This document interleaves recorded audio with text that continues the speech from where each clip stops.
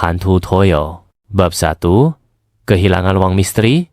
Di sebuah kampung terpencil bernama Kampung Teluk Senja, penduduknya mula menghadapi satu masalah pelik. Uang mereka sering hilang secara misteri, walaupun telah disimpan dengan baik. Ini kerja pencuri, kata Pak Saleh, seorang peniaga kedai runcit yang sering kehilangan duit dari laci simpanannya. Namun, yang anehnya, tiada kesan pecah masuk ke dalam rumah mangsa-mangsa. Duit mereka lenyap begitu saja, hanya meninggalkan jejak kaki kecil yang berselarak di lantai. Benda ini bukan kerja manusia biasa, bisik Maktimah, seorang wanita tua yang terkenal dengan kebolehannya melihat perkara gaib.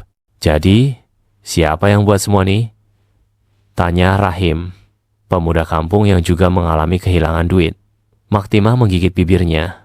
Dengan suara perlahan, dia berbisik, Toyol. Bab 2. Gangguan di rumah Hasan. Salah seorang penduduk kampung, Hasan, seorang petani muda yang rajin, turut mengalami kehilangan uang secara berterusan.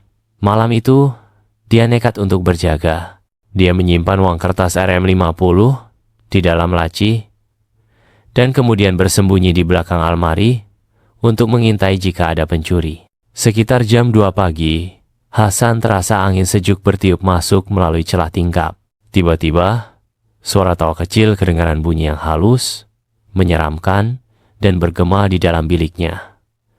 Hasan menahan nafas, dia melihat sesuatu bergerak di lantai.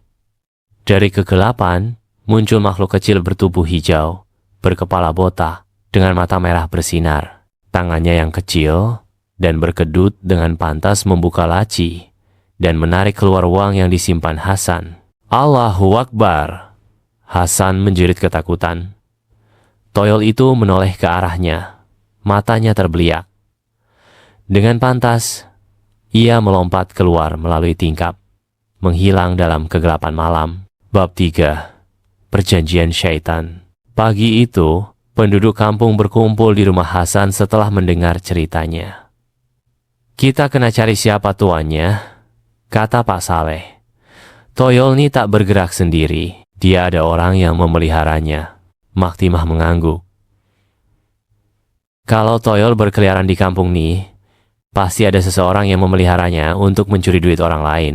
Semua penduduk mula saling memandang, coba mengesyaki siapa di antara mereka yang mungkin sanggup bersekongkol dengan syaitan. Ada sesiapa yang tiba-tiba jadi kaya?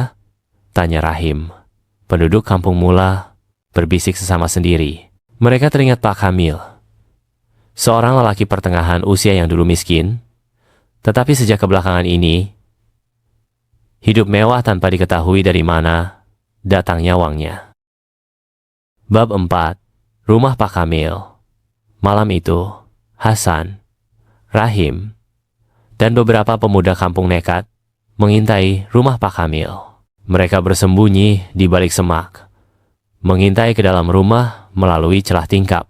Di dalam rumah, mereka melihat Pak Kamil duduk bersila di hadapan sebuah tempayan besar berisi air hitam pekat.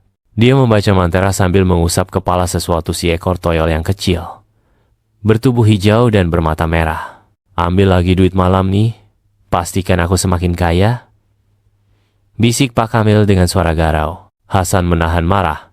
Kini mereka tahu siapa dalang di sebalik kehilangan uang di kampung mereka. Bab 5. Hukuman dan azab.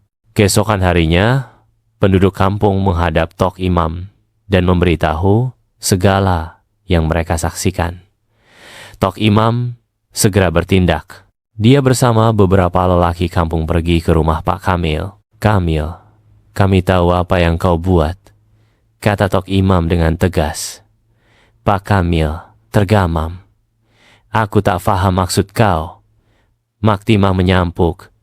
Berhentilah berpura-pura. Kami tahu kau belah Toyol. Pak Kamil mula berpeluh. Dia coba melarikan diri, tetapi penduduk kampung menahannya.